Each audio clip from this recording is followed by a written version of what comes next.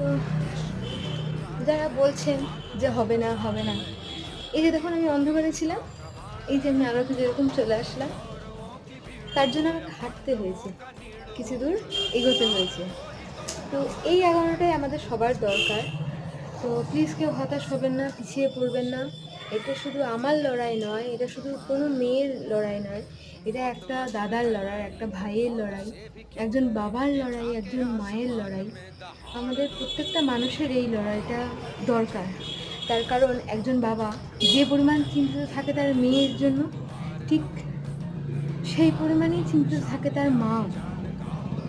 এমনকি সেই বাবাটাই সেই একই পরিমাণ চিন্তিত থাকে তার স্ত্রীর জন্য। তো এই লড়াইটা আমাদের একার নয়। প্লিজ কেউ এরকম হবে না, হবে না বলবেন না। কারণ আপনি যে